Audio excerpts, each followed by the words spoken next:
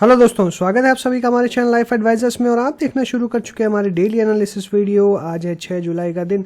आज की अगर निफ्टी की बात करें तो हमने रेंज डिस्कस करी थी 15,750 से 15,900 की, और हमने वही देखा कि आज अच्छी ओपनिंग होते हुए दिखाई दी। 15,800 के ऊपर ही ओपनिंग हुई और मार्केट ने वहां से कंटिन्यूसली 100 पॉइंट की तेजी दिखाई। 15,900 के लेवल के आसपास गया, अच्छा खासा रेजिस्टेंस फेस किया और ज़बरदस्त गिरावट देखने के लिए मिली 15,818 तक, यानी जहां ओपन हुए थे लगभग उसी लेवल के आसपास हम यहाँ पे क्लोज होते हुए नजर आए हैं। और लो बनाया हमने 15,800 का।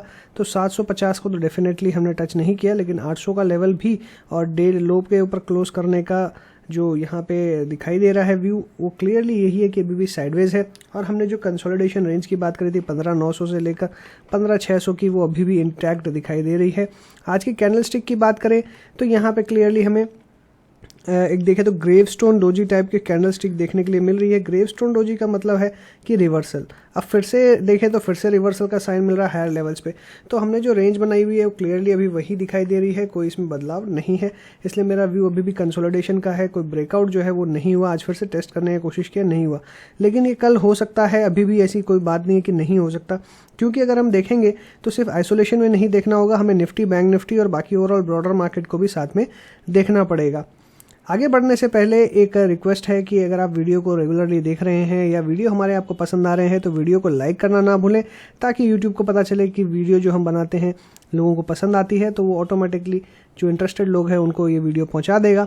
तो इसमें हमें सब्सक्राइबर्स और व्यूज़ काफ़ी आसानी से मिल जाएंगे। तो आशा करता हूँ कि आप लाइक ज़रूर करेंगे वीडियो को।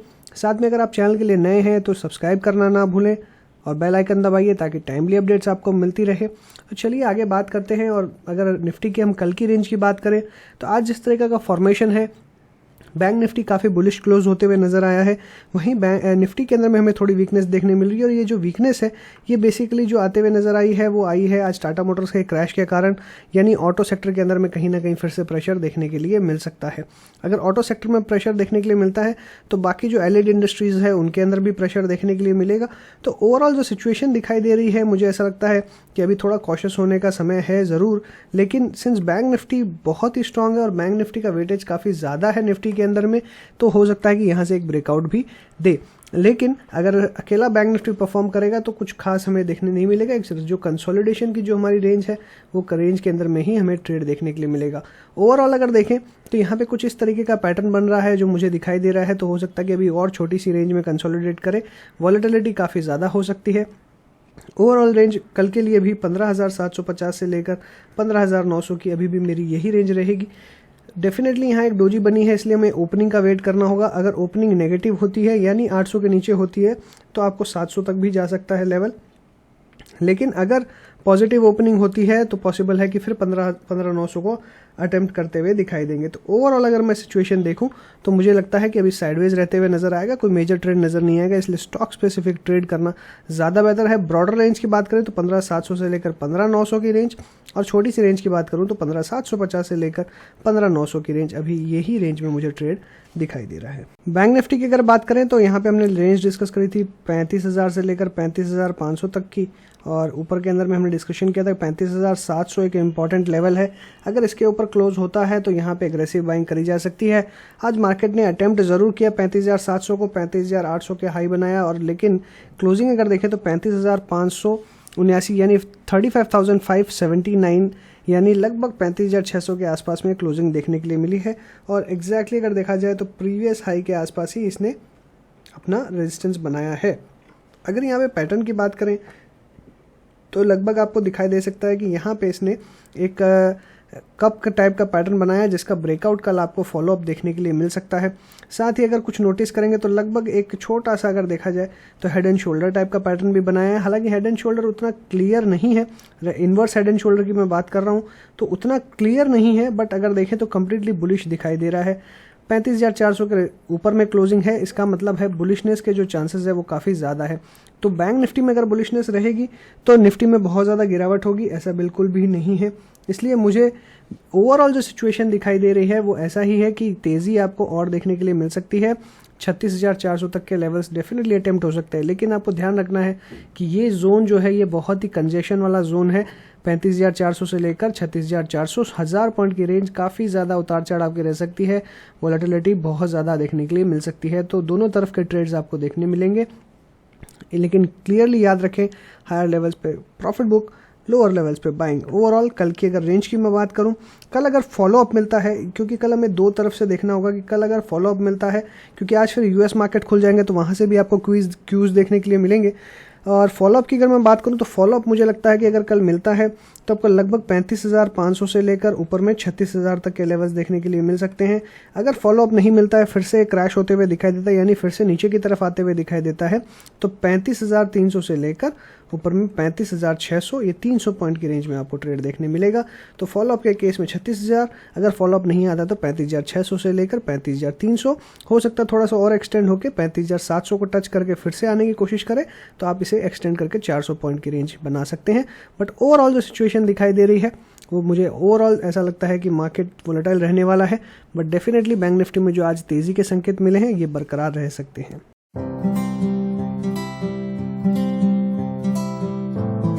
बात करें अगर निफ्टी के ऑप्शन चेन की और चेंज इन ओपन इंटरेस्ट अगर यहाँ देखा जाए तो यहाँ पे फिर से कॉल राइटिंग एग्रेसिवली होते हुए नजर आ रही है, यानी फिर से बेयर्स जो हैं वो मार्केट में ग्रिप बनाते हुए नजर आ रहे हैं।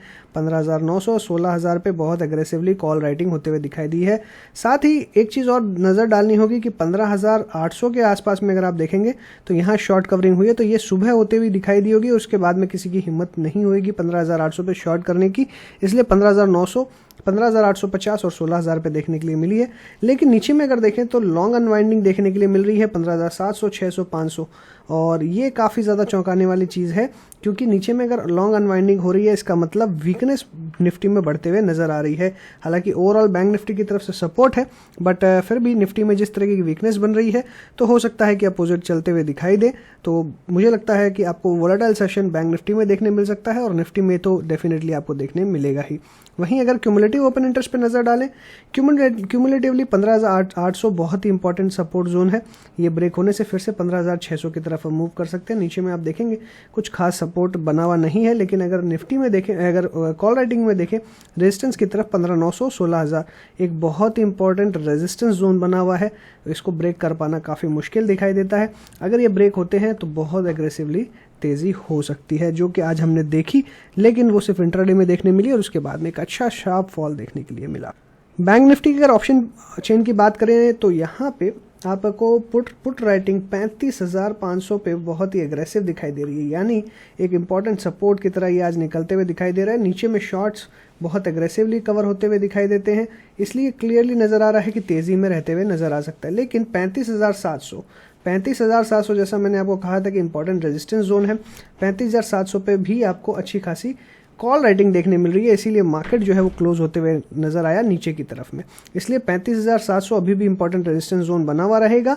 अगर फॉलोअप मिलता है तो ऊपर में 36,000 तक के लेवल्स देखने मिल सकते हैं, लेकिन अगर कल फॉलोअप नहीं मिला तो आपको 35,700 फिर से टच करके एक शार्प गिरावट हो सकती है, ऐसी पॉसिबिलिटी यहाँ पे नजर आ रही है। वहीं अगर हम क्यूमुलेटिव ओपन इंटरेस्ट की तरफ नजर डालें तो क्यूमुलेटिवली आपको यही समझ में आएगा कि 35,500 एक इंपॉर्टेंट सपोर्ट है और ऊपर में 36,000 इंपॉर्टेंट रेजिस्टेंस है। अगर फॉलोअप मिलेगा तो यही दो लेवल्स के बीच में आपको ट्रेड देखने के लिए मिलेगा, और अगर फॉलोअप नहीं मिलता है तो मुझे लगता है कि लगभग आपको 35,300 से लेकर 35,700 ये 400 पॉइंट की रेंज में आपको ट्रेड देखने मिल सकता है। ओके, बात करते हैं निफ्टी के स्टॉक्स की, एक एक करके अल्फाबेटिक वे में डिस्कस करेंगे। सबसे पहला स्टॉक है अदानी पोर्ट्स का। अदानी पोर्ट्स की अगर बात करी जाए, अदानी पोर्ट्स क्लियरली एक छोटे से रेंज में ट्रेड करते हुए दिखाई दे रहा है, वही रेंज जो हमने डिस्कस करी है। तो जब तक एक डिसाइसिव मूव नहीं आता तब तक हमें कोई फ्रेश पोजीशंस नहीं बनानी है, और बेटर रहेगा कि स्टॉक को थोड़ा सा अवॉइड ही किया जाए फॉर द टाइम बिंग, जब तक इसमें पूरी क्लैरिटी नहीं आ जाती है। हालांकि मैंने पहले भी आपको बताया है और अभी भी मैं वापस बार बार रिपीट करूंगा कि अदानी पोर्ट्स के अंदर में क्लियरली एक जो ये स्टॉक के फंडामेंटल्स हैं वो काफ़ी ज़्यादा ठीक है बाकी और कंपनियों से, इसलिए मुझे इस कंपनी के ऊपर में कोई डाउट नहीं है। बाकी अगर हम यहाँ पे देखें तो एक ट्रायंगल पैटर्न का एक ब्रेकआउट भी हो सकता है जो ऊपर की तरफ जाते हुए दिखाई दे सकता है, लेकिन यहाँ पे रेजिस्टेंस काफ़ी ज़्यादा है, तो एग्रेसिव बाइंग मुझे यहाँ पे थोड़ा सा करना रिस्की ही लग रहा है। बेटर रहेगा कि आप थोड़ा सा वेट एंड वॉच करें, स्टॉक को थोड़ा और कंसोलिडेट होने दें तो ज़्यादा बेटर रहेगा। एशियन पेंट्स की अगर बात करें तो एशियन पेंट्स भी वहीं पे कंसोलिडेट करते हुए नज़र आ रहा है रेजिस्टेंस के आसपास में। 3000 का एसएल हमने रखने का व्यू दिया था और अभी भी सेम व्यू मेंटेन है। 3000 के एसएल के साथ में पोजीशंस होल्ड रखें और ओवरऑल एक ब्रेकआउट होगा तो अच्छी तेज़ी आपको देखने मिल सकती है। 3300 तक के लेवल्स आने वाले दिनों में देखने मिलेंगे। एयू बैंक की बात करें तो एयू बैंक में हमने कल बाय का ही व्यू दिया था और रिस्क रिवॉर्ड काफ़ी अच्छा है, ऐसा कह के हमने इसे बाय का व्यू दिया था कि बाय किया जा सकता है क्योंकि 1000 का एसएल था। कल की क्लोजिंग काफ़ी नीचे में थी तो काफ़ी अच्छा एक रिस्क रिवॉर्ड फेवरेबल था। आज एक अच्छे गैप के साथ खुलते हुए नजर आया। गैप में किसी ने बाय करने की हिम्मत करी है तो काफ़ी अच्छा रिटर्न आज इंट्राडे में मिला है। ओवरऑल हमारा जो व्यू था वो यही था कि 1048 के ऊपर निकलेगा तो बाय करेंगे। तो आज ओपनिंग ही 1056 पे होती हुई नजर आई और लो भी 1056 का ही था। कंटिन्यूसली स्टॉक अप ट्रेंड में ही ट्रेड करते हुए नजर आया। 1142 का हाई, क्लोजिंग 1114 का हमको देखने के लिए मिल रहा है। तो एग्जैक्टली सारे सपोर्ट रेजिस्टेंस वैसे ही काम करते हुए नजर आ रहे हैं। मुझे लगता है अभी भी अच्छा बाय बना हुआ है, करंट लेवल्स पे बाय किया जा सकता है। हालांकि एक डिप मिलता है अगर 1080 तक तो आपके लिए ज़्यादा बेटर रहेगा। 1048 के एसएल के साथ में फिर से बाय की पोजीशंस बना सकते हैं। एक स्टॉक अच्छे ट्रेंड में नज़र आ रहा है और अच्छा ब्रेकआउट देख के 1200 और ऊपर के लेवल्स फिर से दिखा सकता है। एक्सिस बैंक की अगर बात करें तो एक्सिस बैंक में अभी अप ट्रेंड ही कंटिन्यूसली ट्रेड करते हुए दिखाई दे रहा है और अभी जो सिचुएशन है डेफिनेटली यहाँ पे मेरा बाय एंड होल्ड का व्यू है और करंट लेवल्स पे भी बाय करके चलना चाहिए। 750 का स्टॉप लॉस लगाएं, रादर 755 का भी आप रख सकते हैं। 755 के एसएल के साथ में पोजीशंस होल्ड करें। ऊपर में टारगेट 780 तक के। बजाज फिनसर्व की बात करें तो कंटिन्यूसली गिरावट के बाद में कल एक रिवर्सल के साइंस हमको मिल रहे थे, लेकिन कोई भी अपसाइड के अंदर में एग्जिट करने का व्यू दिया था और अभी भी मेरा वही व्यू मेंटेन है। वापस से एक ट्रेंड लाइन के ऊपर आते हुए नजर आ रहा है, हालांकि हायर लेवल्स पे सस्टेन नहीं कर पा रहा। कल अगर यहाँ पे फिर से फॉलोअप मिलता है, ट्रेंड लाइन के ऊपर में ही ट्रेड करता है तो हम बाय ज़रूर कर सकते हैं, बट कोई एग्रेसिव बाय करने का व्यू नहीं है। बजाज ऑटो की बात करें तो यहाँ पे भी कंसोलिडेशन चल रहा है। बेटर रहेगा अभी स्टॉक को अवॉइड किया जाए। एक ब्रेकआउट अपसाइड या डाउनसाइड मिलेगा तो ही बाय या सेल करेंगे। ओवरऑल जैसी सिचुएशन है अपसाइड का ही ट्रेंड ज़्यादा दिखाई दे रहा है तो वॉच लिस्ट में रखिए स्टॉक को। बजाज फाइनेंस की बात करें तो आज अच्छी तेज़ी देखने मिल रही है और कल हमने डिस्कशन भी किया था कि एक यहाँ पे अगर देखा जाए तो एक अच्छा ब्रेकआउट देखने के लिए मिल सकता है और बाय का व्यू दिया था। क्लियरली आज एक अच्छा ब्रेकआउट देखने मिला, शानदार अपसाइड में तेज़ी देखने मिली। 6000 का एसएल दिया था। करंट लेवल्स पे क्या करना चाहिए? करंट लेवल्स पे अगर आपकी पोजीशंस है तो मुझे लगता है कि वापस आपको होल्ड करना चाहिए। हालांकि एकदम स्टॉप लॉस के ट्रेलिंग स्टॉप लॉस के पास में क्लोज हुआ है, हायर लेवल्स पे रिजेक्शंस है तो हो सकता है कि कल आपको साइडवेज देखने के लिए मिले, बट बेटर रहेगा 6180 के एसएल के साथ में पोजीशंस को आप होल्ड करें। बंधन बैंक की बात करें तो यहाँ पे बाय का व्यू दिया था और यहाँ पे 320 का एसएल था। 320.4 पे क्लोज होते हुए नजर आया। वॉल्यूम कुछ खास दिखाई नहीं दे रही है। कंटिन्यूसली स्टॉक के अंदर में करेक्शन है, करेक्शन पूरा होते हुए नजर आ रहा है, एकदम सपोर्ट लेवल के आसपास है तो मुझे लगता है कि आपको होल्ड करना चाहिए और वापस से अपसाइड देखने मिलेगी तो 330 अगर किसी ने एग्जिट कर लिया है तो भी कोई दिक्कत वाली बात नहीं है, लेकिन वापस अपसाइड के बाउंस के चांसेस काफ़ी ज़्यादा दिखाई दे रहे हैं। भारतीय एयरटेल की बात करें तो एकदम एग्जैक्टली सपोर्ट यानी 520 के आसपास से फिर से एक रिवर्सल के साइंस मिल रहे हैं और न्यूज़ भी अच्छी आते हुए दिखाई दे रही है। मुझे लगता है कि आप बाय किया जा सकता है स्टॉक को एक बार के लिए। बहुत ही छोटी रेंज रहेगी 530 540, बस इसी एक रेंज के अंदर के लिए ट्रेड किया जा सकता है। 520 का एसएल रखें। बीपीसीएल में कंटिन्यूसली गिरावट देखने मिल रही है, बट हर गिरावट में बाय करने का व्यू है। अभी भी मेरा बाय का व्यू बना हुआ है। पोजीशंस को होल्ड रखे। 440 अगर आता है तो यहाँ पे और अच्छा यहाँ पे बाय का मौका मिलेगा। 440 के आसपास एग्रेसिवली बाय किया जा सकता है।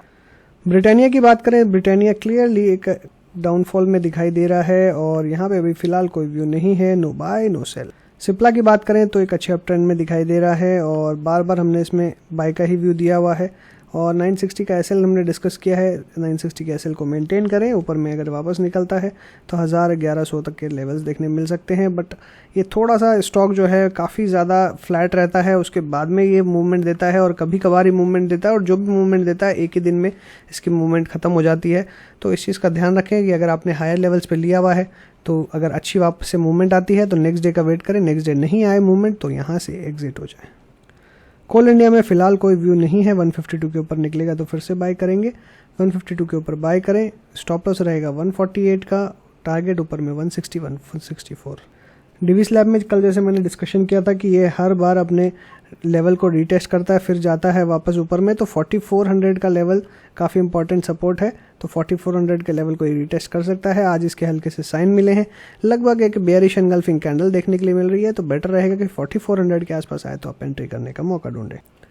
डॉक्टर रेड्डीज की बात करें तो यहाँ 3 दिन से हमें गिरावट देखने मिल रही है, एक करेक्शन देखने के लिए मिल रही है, फिर से आज डोजी बनते हुए दिखाई दे रही है, तो एक यहाँ से फिर से तेज़ी के संकेत दिखाई दे रहे हैं। तो मुझे लगता है कि बाय करके चलना चाहिए आपको, यहाँ से एक और अच्छी शानदार तेज़ी आपको देखने के लिए मिल सकती है। तो स्टॉक को वॉच लिस्ट में रखें, शानदार तेज़ी यहाँ पे एक्सपेक्ट करी जा सकती है। लेकिन मुझे लगता है कि आपको स्टॉप लॉस काफ़ी छोटा रखना पड़ेगा। स्टॉप लॉस आपको 5500 का रखना होगा, 5500 के एसएल के साथ में पोजीशंस बना सकते हैं 5600 और ऊपर में 5800 तक के टारगेट्स के लिए। आयशर मोटर की बात करें तो यहाँ पे एक तेज़ी का माहौल देखने के लिए मिल रहा है, और फिर से आज हम देखें तो इसने अपने ट्रेंड लाइन को टेस्ट किया है। अगर ट्रेंड लाइन को ब्रेकआउट करता है तो ज़बरदस्त तेज़ी देखने मिल सकती है, काफ़ी अच्छी जगह है, बाय करके चलना चाहिए। 2700 का एसएल रखें। फेडरल बैंक में देखें तो यहाँ पे भी कुछ इस तरीके का ट्रेड देखने के लिए मिल रहा है, तो यहाँ पे भी तेज़ी बन सकती है, लेकिन अभी फ़िलहाल मेरा मेजर कोई व्यू नहीं है, थोड़ा सा अवॉइड करना बेटर रहेगा।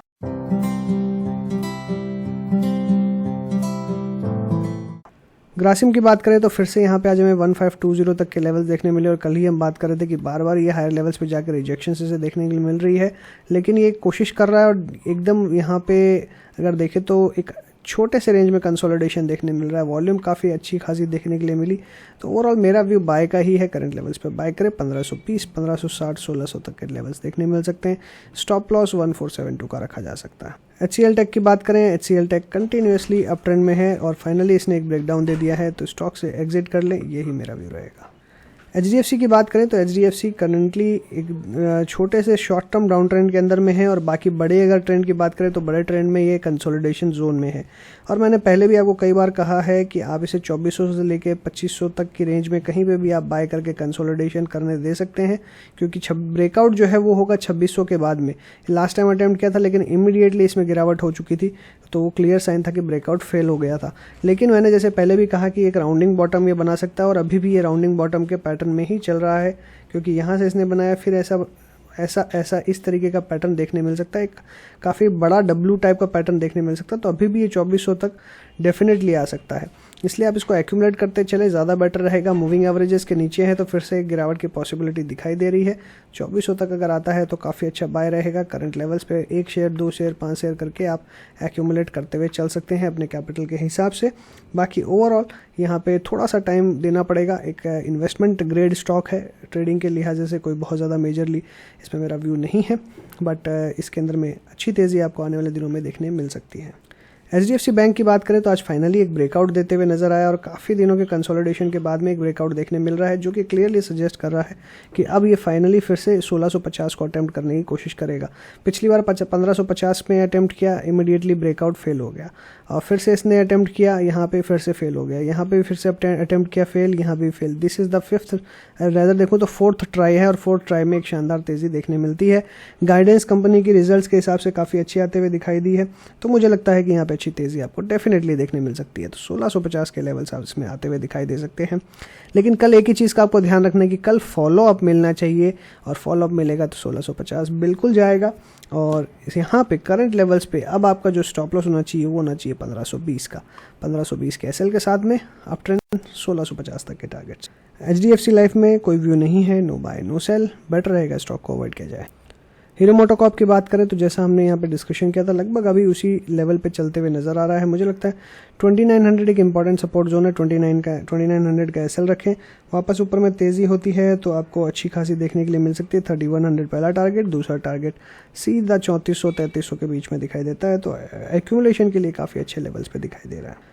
हिंडाल्को ने फिर से 380 के ऊपर जाने की कोशिश करी, लेकिन आज देखें तो थोड़ी बहुत प्रॉफिट बुकिंग देखने मिल रही है। अब देखना ये है कि कितने दिन तक ये टिक पाता है, क्योंकि फिर से सारे मूविंग एवरेजेस के ऊपर में ट्रेड कर रहा है, यानी काफ़ी स्ट्रॉन्ग दिखाई दे रहा है स्टॉक।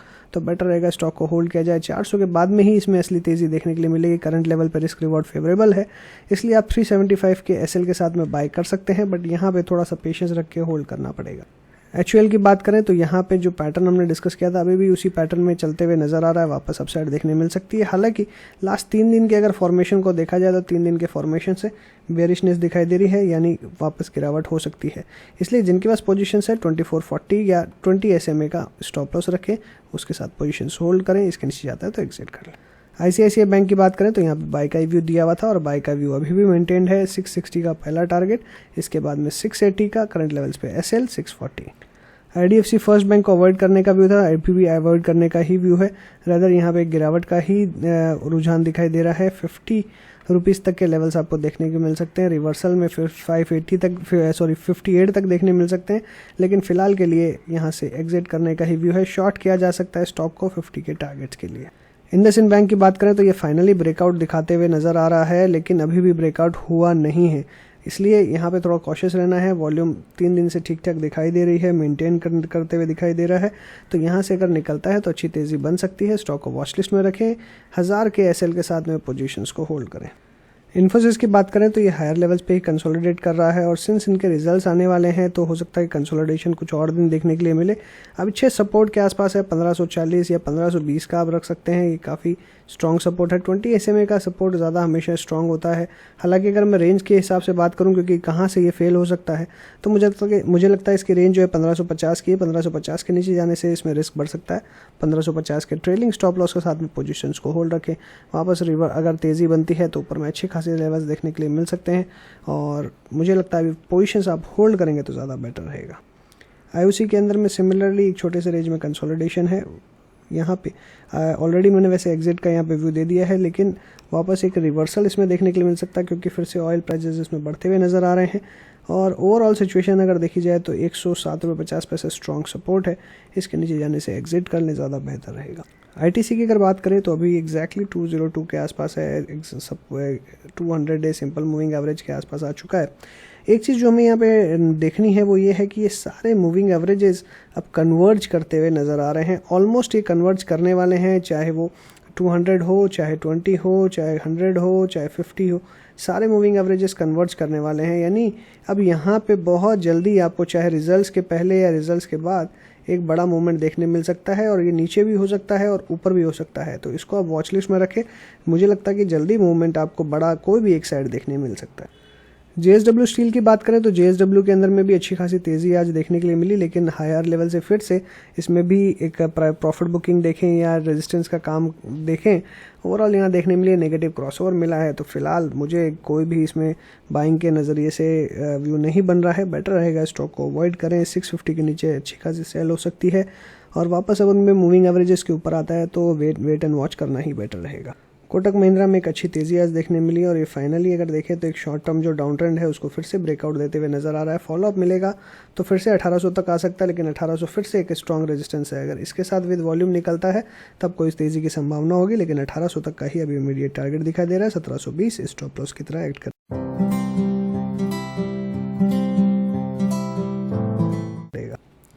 LNT की बात करें तो ये फिर से अटेम्प्ट कर रहा है, अपने हायर लेवल्स पे जाते हुए दिखाई दे रहा है, लेकिन आज फिर से यहाँ पे भी अगर देखें तो हायर लेवल्स पे प्रॉफिट बुकिंग देखने मिल रही है। 20 SMA यानी 20 सिंपल मूविंग एवरेज आप स्टॉप लॉस की तरह एक्ट करें। 1500 के स्टॉप लॉस साथ में पोजीशंस को होल्ड करें। 1525 के बाद बड़ा मूवमेंट आ सकता है, तो वहाँ पे आप इसके ऊपर में बाय करें, और तेज़ी 1575 तक की। मारुति अभी अपने रेजिस्टेंस लेवल के क्रॉस करने के बाद में उसी के ऊपर कंसोलिडेट कर रहा है। जनरली जब भी अगर देखते हैं कि कंसोलिडेशन होता है रेजिस्टेंस के ऊपर में, तो थोड़ा सा यहाँ रिस्क ज़रूर बनता है कि वापस से नीचे आ सकता है, क्योंकि ये आगे मूव फॉरवर्ड नहीं कर पा रहा है। जनरली मैंने जो ऑब्जर्व किया है वो यही है कि अगर रेजिस्टेंस के नीचे में अगर कंसोलिडेट करे तो ज़्यादा बेटर है इन कंपैरिजन टू अपसाइड, क्योंकि यहाँ पे अपसाइड में जितना कंसोलिडेशन करेगा ये फिर से रेजिस्टेंस बना के फिर से नीचे आते हुए दिखाई दे सकता है। साथ में अगर देखें तो आज टाटा मोटर्स में अच्छी खासी गिरावट हुई है, और इस स्टॉक के ऊपर में कोई इम्पैक्ट नहीं पड़ा है, लेकिन हो सकता है कि लेटरल इम्पैक्ट पड़ते हुए दिखाई दे, यानी कल आपको इसमें गिरावट देखने के लिए मिले। तो यहाँ थोड़ा सा वॉच में रखना इसे काफ़ी ज़्यादा ज़रूरी है। अगर ये यहाँ से क्रैक करता है तो अच्छी खासी गिरावट हो सकती है, इस चीज़ का ख्याल रखें। लेकिन अगर यहाँ से रिवर्स करता है तो भी तेज़ी देखने मिल सकती है। M&M की अगर बात करें तो M&M के अंदर में क्लियरली 800 और नीचे में एक अच्छा सपोर्ट है, ऊपर में 800 एक इंपॉर्टेंट रेजिस्टेंस है। जब तक ये सारे रेजिस्टेंस ब्रेक नहीं हो जाते कोई बाय का व्यू नहीं रहेगा, स्टॉक को अवॉइड करना ही बेटर रहेगा। नेस्ले इंडिया की बात करें तो नेस्ले इंडिया के अंदर में क्लियरली एक ब्रेकडाउन की तरह सिचुएशन दिखाई दे रही है, तो कोई यहाँ पे व्यू नहीं है, no buy no sell. NTPC काफ़ी ज़्यादा कंसोलिडेशन कर रहा है, काफ़ी नैरो रेंज में कंसोलिडेशन कर रहा है। अभी भी तेज़ी का रुझान इसमें बना हुआ है। इसके अंदर में आज की क्लोजिंग 20 SMA के जस्ट देखें तो ऊपर में 10 पैसे ऊपर होते हुए नजर आई है। 115 का SL रखें, इसके नीचे जाता है तो एग्जिट कर लें। ONGC ने वापस अपसाइड आते हुए दिखाई दिया आज, लेकिन फिर से देखें तो एक डाउन ट्रेंड के अंदर में ही है। वॉल्यूम अच्छी खासी है, हायर लेवल से अच्छी खासी सेलिंग है। स्टॉक से एग्जिट करने का आज अच्छा मौका था, अगर आपने किया है तो अच्छी बात है, नहीं तो एग्जिट कर लें। PNB के अंदर में 42.55 के ऊपर जाते हुए दिखाई दिया, लेकिन सक्सेसफुल होते हुए नहीं दिखाई दिया। फिर से एक अच्छी खासी गिरावट देखने मिली। ओवरऑल सिचुएशन देखी जाए तो अभी भी गिरावट की ही दिखाई दे रही है, तो बेटर रहेगा कि हम अभी अवॉइड करें स्टॉक को, कोई तरह की पोजीशंस ना बनाएं तो बेहतर होगा। पावर ग्रिड की बात करें तो 50 डे सिंपल मूविंग एवरेज के नीचे आते हुए दिखाई दे रहा है। सपोर्ट जो है 225 के आसपास, जिनके पास पोजीशंस है होल्ड करें। ये इसमें बोनस डिक्लेयर होने के बाद में ही तेज़ी देखने मिलेगी, अदरवाइज कुछ खास देखने के लिए नहीं मिलेगी। तो बेटर रहेगा कि स्टॉक को फ्रेश पोजीशंस के लिए अवॉइड किया जाए। कोई बाउंस मिलेगा तो डेफिनेटली करेंगे, नहीं तो अब स्प्लिट के बाद में, मतलब बोनस डिक्लेयर करने के बाद में ही बाय किया जाएगा। RBL बैंक की बात करी जाए तो ये बहुत ही ज़बरदस्त ब्रेकआउट की तैयारी करते हुए नज़र आ रहा है, क्योंकि जिस तरीके की पोजीशंस यहाँ दिखाई दे रही है, मुझे लगता है कि बहुत तेज़ी से ब्रेकआउट अपसाइड या डाउनसाइड हो सकता है। इसलिए इसको वॉच लिस्ट में रखें, आपको अच्छी खासी तेज़ी या गिरावट दोनों देखने मिल सकती है। रिलायंस के अंदर में जैसा मैंने कहा था कि पुल बैक आते हुए दिखाई दिया है। ऑलमोस्ट हमारा कल 1256 तक हमने आई देखा। प्रॉफिट बुक करके एग्जिट करने का व्यू था, या फिर अगर आपकी पोजीशंस फंसी हुई है तो एग्जिट करने का व्यू था। फिलहाल कोई फ्रेश बाय या सेल नहीं है। SBI लाइफ में आज अच्छी तेज़ी देखने के लिए मिल रही है, वापस से वॉल्यूम बढ़ते हुए नज़र आ रहे हैं। एक अच्छी तेज़ी हम कह सकते हैं कि देखने मिल रही है। 1040 तक के लेवल्स दिखाई दे रहे हैं। इसके आसपास किसी की पोजीशंस तो एग्जिट कर ले। फिलहाल फ्रेश खरीदारी या वेक वाली दोनों की सलाह नहीं है। SBI की बात करें तो ओवरऑल सिचुएशन दिखाई दे रही है साइडवेज की ही, लेकिन अभी भी मुझे लगता है कि वापस से अपसाइड देखने मिलेगी। 20 SMA जो कि आता 424 का, 424 के SL के साथ में पोजीशंस को होल्ड करें 440 के टारगेट के लिए। श्री सीमेंट्स की बात करें तो एग्जैक्टली सपोर्ट के आसपास से ही तेज़ी दिखाते हुए दिखाई दे रहा है। वॉल्यूम भी अच्छी खासी है। आज सारे सीमेंट स्टॉक्स के अंदर में अच्छी खासी तेज़ी थी, लेकिन अभी भी यहाँ पे जो अगर हम यहाँ पे ट्रिगर्स देखेंगे या मूविंग एवरेजेस देखेंगे, उसके हिसाब से एक गिरावट के ही संकेत दिखाई दे रहे हैं। तो ओवरऑल अभी कुछ खास यहाँ पे व्यू नहीं है, ना बाय ना सेल। अगर ये अपसाइड निकलने की कोशिश करता है तो हायर लेवल्स पे एक बार शॉर्ट बनाने की कोशिश करी जा सकती है। सन फार्मा की बात करें तो यहाँ पे फिर से 680 के ऊपर जाने के बाद में एक ब्रेकआउट के बाद में फिर से ब्रेकआउट फेल होते हुए नज़र आ रहा है। एग्जिट कर लें स्टॉक से, कोई यहाँ पे व्यू नहीं है। No buy no sell, avoid करें स्टॉक को। टाटा कंज्यूमर में भी कोई बाय या सेल का व्यू नहीं है। यहाँ पे जिनके पास पोजीशन है प्रॉफिट बुक करने का व्यू है, ना ही कोई भी मेजर बाय का यहाँ पे सिग्नल दिखाई दे रहा है। डेफिनेटली कोई डिप मिलता है तो ज़रूर बाय करेंगे, बट अदरवाइज बाय कोई यहाँ पे बाय का व्यू नहीं बन रहा। टाटा मोटर्स में भारी बिकवाली देखने के लिए मिली है। इसकी न्यूज़ और इसकी डिटेल मैंने रिपोर्ट ऑलरेडी एक अलग से वीडियो में डाल दी है, वहाँ पे आप देख सकते हैं। और करंटली जो सिचुएशन यहाँ दिखाई दे रही है कि अच्छी खासी डरावनी गिरावट देखने मिल रही है। लो बना 311.5 का, क्लोजिंग 317 पे, और ओवरऑल वॉल्यूम बहुत ही ज़बरदस्त। अगर हम पिछले पास्ट कुछ महीनों में देखें ऐसी वॉल्यूम देखने नहीं मिली, यानी एक मैसिव सेल ऑफ हुआ है। और मैसिव सेल ऑफ में अगर देखें तो कंसोलिडेशन जोन और सारे सपोर्ट एक साथ ब्रेक करते हुए नज़र आ रहा है। इसका मतलब है सीरियस प्रॉब्लम दिखाई दे रही है, जिससे 300 और इसके नीचे के लेवल्स देखने मिल सकते हैं। अगर 280 250 आता है तो काफ़ी अच्छा साइंस होगा। अब ऐसा नहीं है कि 2 ही दिन के अंदर में 280 250 आ जाएगा, इस चीज़ का ख्याल रखें, क्योंकि मार्केट अपने फैशन में चलता है। कंसोलिडेशन करते करते गिरावट होती है, इसलिए एक चैनल एक फॉर्मेशन में देखने मिल सकता है। अगर इमीडिएटली स्ट्रेट फॉरवर्ड गिरावट होती है तो वो मैक्सिमम कल 300 तक ही देखने मिलेगी, इससे ज़्यादा की मुझे उम्मीद नहीं है।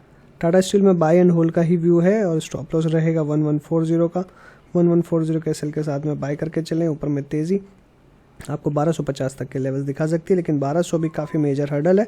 1200 के बाद अच्छी तेज़ी आपको देखने मिलेगी। TCS में 3280 हमारा जो सपोर्ट लेवल था ब्रेक होते हुए नज़र आ रहा है। स्टॉप लॉस हिट होते हुए नज़र आ रहा है, एग्जिट कर लें स्टॉक से, बेटर रहेगा। सिमिलरली टेक महिंद्रा में भी देखें तो यहाँ पे भी स्टॉप लॉस हिट होते हुए नज़र आ रहा है। हालांकि हमारा कल भी SL हिट हो चुका था, तो हमने एग्जिट का ही व्यू दिया था। अभी भी मेरा एग्जिट का व्यू है। फिलहाल कोई शॉर्ट का व्यू नहीं है, बट डेफिनेटली अब कोई लॉन्ग अभी नहीं बनाना है। टाइटन की बात करें तो यहाँ पे भी कोई व्यू नहीं है। No buy no sell, stock को अवॉइड करेंगे। अल्ट्राटेक सीमेंट के अंदर में हमने अच्छी तेज़ी की अगर देखें तो एक्सपेक्टेशन करी थी, आज फिर से देखने के लिए मिली है। ओवरऑल एक यहाँ पे डोजी थी, आज डोजी का फॉलोअप मिला, 7000 का लेवल फिर से देखने मिला, और यही हमने डिस्कशन किया था। तो इंट्राडे के अंदर में ही 6999 अगर देखें तो देखने मिल रहा है हाई, और क्लोजिंग 6933। 7000 के बाद में और बड़ी तेज़ी देखने मिल सकती है। UPL में कोई व्यू नहीं है। No buy no sell, stock को अवॉइड करें, कोई पोजीशंस ना बनाएं। विप्रो की बात करें तो ये कंटिन्यूसली गिरावट दिखा रहा है। मुझे लगता है कि गिरावट और एक्सटेंड होगी, लगभग 500 रुपये के लेवल पे आ सकती है। 525 एक इम्पॉर्टेंट सपोर्ट है, लेकिन 500 का लेवल और इससे ज़्यादा स्ट्रॉन्ग है। तो 500 तक के लेवल्स आपको इसमें देखने के लिए मिल सकते हैं। स्टॉक को एग्जिट कर दे, बेटर रहेगा। शॉर्ट का व्यू नहीं है। सो इसी के साथ मैं अपनी बात को मैं वाइंड अप करूंगा। अगर आपको अच्छा लगा हो तो लाइक कीजिएगा, दोस्तों के साथ शेयर कीजिए, कमेंट बॉक्स में व्यूज़ लिखना ना भूलें। चैनल सब्सक्राइब नहीं किया है तो तुरंत कर दीजिए, साथ ही बेल आइकन दबाइए ताकि टाइमली अपडेट्स आपको मिलती रहे। So thanks for watching again. Happy trading and investing.